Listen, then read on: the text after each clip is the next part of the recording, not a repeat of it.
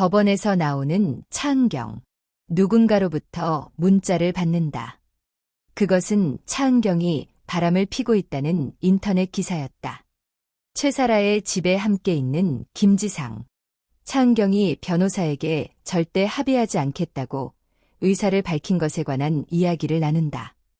이때 최사라는 차은경이 후배인 정우진과 바람을 피웠다며 본인들보다 먼저일 수 있다며 술을 쓰자고 말한다. 기자를 만나고 있는 김지상. 그는 기자에게 차은경이 로펌 후배와 바람을 피고 있다고 말한다. 그와 동시에 최사라는 본인의 변호사에게 당장 반소장을 쓰라고 전화한다. 로펌 엘리베이터를 내리자마자 정우진에게 본인 방으로 가자는 차은경. 그 기사로 인해 정우진이 피해를 받기에 사과를 한다. 차은경이 유리컵을 바닥에 떨어뜨리고 깨진 유리 조각을 치우려다 손을 베인다. 정우진은 차은경의 상처를 봐준다. 이때 반소장을 들고 차은경을 찾아가는 한유리. 둘의 모습을 보고 바람으로 순간 착각하지만 오해하지 말라고 차은경이 경고한다. 이때 대표가 한유리를 찾는다. 대표는 차은경의 오피스 허즈밴드 기사를 보았고 이것이 사실인지 정우진과 차은경의 사이를 의심할 만한 정황이 있는지 묻는다. 하지만 그런 정황은 전혀 없다고 부인한다. 한유리는 대표를 만난 후 차은경에게 전화를 걸고 VIP 상담실에서 잠시 보자고 말한다. 차은경은 그녀의 말에 당황하지만 알겠다고 한다. 한유리는 차은경에게 변호사로서 질문하기 전 원고가 반소송을 한 이유는 무언가 증거를 가지고 있어서 그런 것 같다며 정우진과는 어떤 사이인지 선후배 사이가 확실한지 물었고 차은경은 어이가 없다며 절대 아니라고 말한다. 한유리는 사무실로 돌아와 보드판에 글을 끄적이며 한참 고민하고 있는데 정우진이 밥을 먹자며 찾아온다. 식당에 도착한 한유리와 정우진. 그녀는 이런 상황에서 이러고 있어도 되는지 그저 그런 관계가 아니라고만 말하는 것은 차은경에게 악영향을 줄 수 있다며 솔직하게 말한다. 이때부터 정우진이 차은경에 관해 과거를 얘기한다. 과거의 차은경은 여자 변호사가 많지 않던 시절의 의뢰인들이 남자 변호사를 더 신뢰하는 때였지만 능력과 어휘력으로 설득하고 판결을 승소로 이끌어 나갔다. 그런 모습을 본 정우진은 그녀를 존경하며 도와주고 챙겨주기 시작했다. 그렇게 일만 하면서 바쁘게 지내던 차은경은 정우진에게 청첩장을 건넸다. 시간을 금같이 생각하는 그녀가 결혼한다는 말에 정우진은 언제 만나서 결혼을 하냐며 어떤 남자인지 잘 확인했냐고 질문을 하지만 그녀는 잘 확인했다고 괜찮다고 말한다.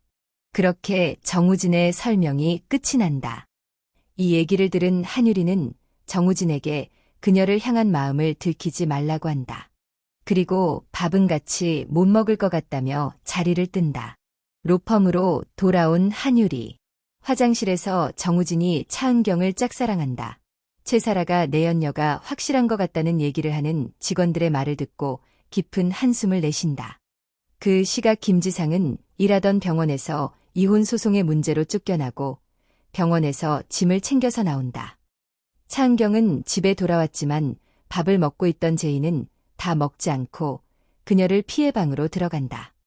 그 순간 한유리가 딸에게 솔직하게 다 얘기해야 한다고 말했던 기억이 생각났고 딸의 방으로 찾아갔지만 딸은 그녀를 받아주지 않는다. 그 시각 최사라의 집에서 김지상은 밥을 먹으며 차은경이 혼자 살아야 한다며 자격미달이라고 말한다.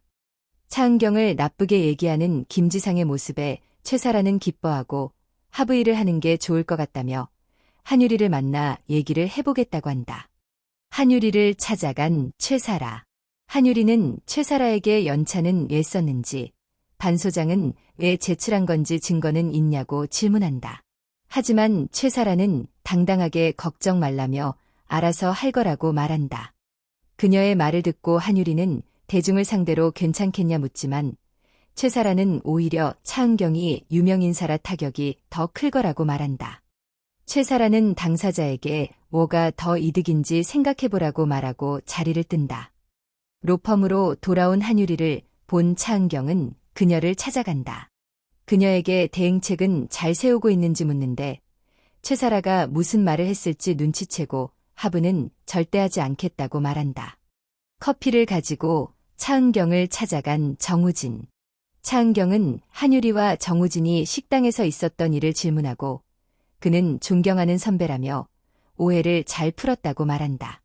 한편 한유리는 지방소송 사건을 맡게 되었고 모텔에서 있었던 일 이후로 아직 분위기가 어색한 전은호와 같이 가게 되어 벌써부터 걱정을 한다. 미리 주차장에서 대기하고 있던 전은호. 둘은 서로를 보고 어색함을 감추지 못한다. 그의 차로 지방에 가지만 차 안에서의 대화는 자꾸 그날을 떠오르게 하고 분위기를 풀기 위해 노래를 틀지만 노래마저도 도와주지 않는다. 그 시각 정우진은 대표실에서 면담을 나누고 있는데 차은경을 흉보는 대표의 말에 화를 참는다. 마을 주민에게 묻고 또 물어서 의뢰인을 찾아갔지만 다시 재혼을 했다며 액자에 넣어둔 혼인신고서를 보여준다. 이혼을 하게 했으니 성공보수를 달라고 했지만 줄 수 없다고 했고 빚 때문에 어쩔 수 없이 가장 이혼을 했다며 속여서 죄송하다며 한 번도 사랑하지 않은 적이 없다며 울면서 말했다. 전은호는 한유리에게 사무실로 돌아가면 채무불이행 소장을 넣자고 했지만 그녀는 많은 이혼 소송을 받지만 사랑을 지키는 부분은 처음 본다며 채무자에게 집행재산이 없다고 보고하자고 말한다. 시간이 많이 늦어 마을의 가게에서 짜장면을 먹는데 맥주도 같이 주문을 하지만 운전을 해야 하는 그는 물을 마시고 그녀에게는 술을 권한다. 그는 이 자리에서 그날이 처음이라고 말하는데 그녀가 그날은 둘 다 취해서 일어난 일이기 때문에 그냥 있자고 말하며 그의 말을 끊는다. 그는 서울에서 이곳까지 내려오면서 많은 고민을 했다며 우리 만나보자고 고백하지만 그녀는 남녀 사이에 캐주얼할 수 없다며 미안하다고 사과한다. 그렇게 그녀는 혼자 가겠다며 자리를 떠난다. 버스터미널에 홀로 앉아있는 한유리. 그 옆으로 많이 다정한 노인 부부가 보인다. 그 부부로부터 그녀는 사랑은 무엇일까? 사랑은 사랑과 정 그 어딘가의 고통일 뿐일까? 시간이 흐르면 이것을 계속 해나가면 저 사람들을 그리고 사랑을 더 이해할 수 있는 날이 올까 하고 많은 생각을 하게 된다. 다음 날 차은경과 한유리는 상담실에 마주 앉아 있다. 한유리는 차은경에게 대응책으로 중혼적 사실혼을 말하며 변호사들은 다 아는 개념이지만 대중들은 생소한 개념이니 바이럴이 크게 발생한다며 눈에는 눈, 이에는 이, 키워드에는 키워드가 좋으니 이 작전으로 가자고 한다. 김지상과 최사라는 차은경을 흠집내기 위해 바이럴을 노리고 오피스 허즈밴드를 던졌으니 우리도 똑같이 중혼적 사실혼이라는 단어를 던지자며 차은경의 기사를 쓴 기자에게서 중혼적 사실혼이라는 말이 나오게 하자고 권한다.